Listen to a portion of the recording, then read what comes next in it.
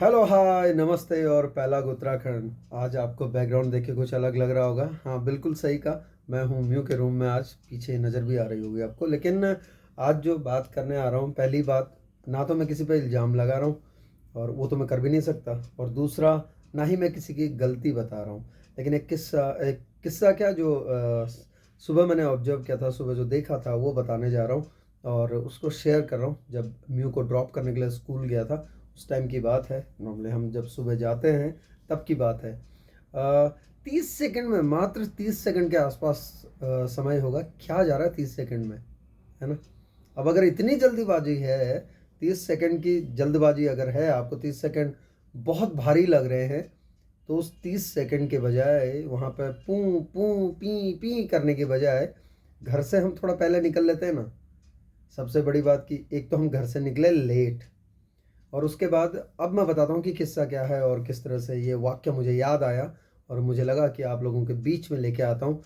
और ना किसी को इल्ज़ाम दे रहा हूँ, ना किसी को कुछ बोल रहा हूँ, बस एक किस्सा जो मुझे लगा वो शेयर कर रहा हूँ कि हम जा कहाँ रहे हैं अक्सर हम लोग, है ना। हम लोग जा कहाँ रहे हैं, क्योंकि हम लोग इतनी जल्दबाजी में हैं, हर जगह भागने में विश्वास रखते हैं।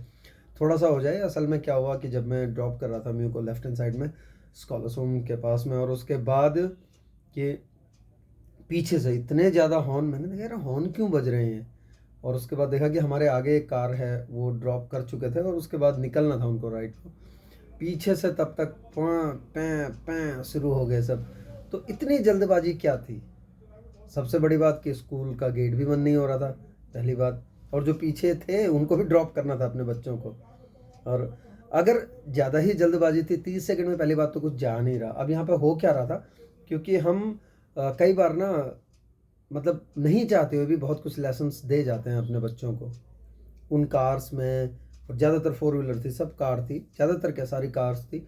तो उसमें एक तो हॉन्किंग, बेवजह हॉन्किंग की हम वो सिखा रहे हैं बच्चों को, और दूसरा हम ये बता रहे हैं कि कई बार ऐसा होता है हमारे फेशियल एक्सप्रेशन बदलते रहते हैं और बच्चे हमें देखते रहते हैं।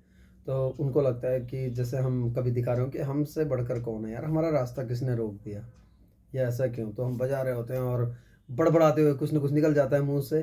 तो बच्चे भी सोचते हैं अच्छा ऐसा भी होता है, क्योंकि धीरे धीरे उसी माहौल में वो बड़े होते चले जाते हैं। और जहाँ एक और हम बहुत अच्छी पेरेंटिंग की वो कर रहे होते हैं कि हम बहुत अच्छी पेरेंटिंग कर रहे हैं, दूसरी तरफ हमें ये चीज़ें समझ में नहीं आती कि हम कुछ ना कुछ कहीं ना कहीं कुछ और भी देके जा रहे हैं बच्चों को अपने। ये सारी चीज़ें, क्योंकि कल के दिन आज आप जिस कार में हैं, हो सकता है उससे महंगी कार आपके बच्चे चलाएं आने वाले टाइम में। और रोड की जो विड्थ है वो तो वही रहनी है ना। और उसके बाद में फिर क्या होगा, चाहे यहाँ हो चाहे कहीं भी हो, वो आप समझ सकते हैं। कोई ज़रूरी नहीं है कि यहीं हो, किसी शहर में जाएंगे तो वहाँ भी लोगों के बीच ही रहना है, और उसके बाद कहीं फ़ॉरेन में भी चले गए तो वहाँ भी रहना है। और कंपेयर अगर करेंगे तो आप बोलेंगे कि फ़ॉरेन में तो भाई अलग सिस्टम है, सिस्टम अलग है, लेकिन वो चीज़ जो यहाँ से लेके जाएंगे वो चीज़ वहाँ भले ही चले ना चले, लेकिन कहीं ना कहीं तो उनको हिट करेगी कुछ ना कुछ। तो 30 सेकेंड, मात्र 30 सेकेंड, और लगभग 30 सेकेंड, कुछ नहीं होता इतने में। थोड़ा सा पेशेंस रखना पड़ेगा। हमारा पेशेंस लेवल पहली बात तो बहुत ज़्यादा नीचे आ रहा है, डिटेरियोरेट हो रहा है बहुत ज़्यादा। हर किसी को जल्दी है, भागम भाग है, जल्दबाजी है, अब पता नहीं कहाँ जाने की जल्दबाजी है। और जीवन भी तो चाहता है यार आराम से सांस लो, नहीं तो क्यों 72 बार धड़कता, क्यों इतना धमनियों में इतना चलता, क्यों रात को सोते दिन को जागते। तो हर जगह कहीं ना कहीं सिस्टम है हर किसी का। तो उसी तरह से पेशेंस का है, जो लाइफ है उसे चलने दीजिए। हाँ मेहनत कीजिए ना, वहाँ दिखाइए जल्दबाजी मेहनत करने में और काम को सही तरीके से करने में, क्योंकि काम करना और सही तरीके से करना दोनों में बहुत अंतर है। तो स्मार्ट काम करके और वहाँ कीजिए। बाकी जहाँ तक है, खासकर जब बच्चों के साथ हों, जब अपने छोटे बच्चों को लेके जा रहे हो कहीं, या उनके साथ में हम जब भी हों सॉरी, उस टाइम में पक्का ध्यान रखना चाहिए। बीइंग अ पेरेंट, खुद मुझे भी उस टाइम में ज़रूर ध्यान रखना चाहिए और हम क्या कर रहे हैं क्या नहीं।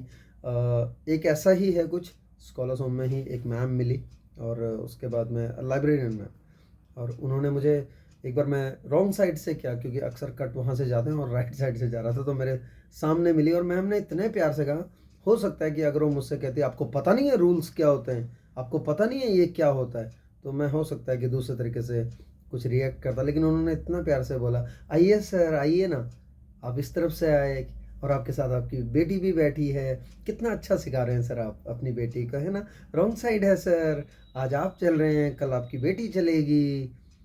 तो वो मेरे जहन में बैठ गई। तब का दिन था और लगभग 1 डेढ़ साल होने को है।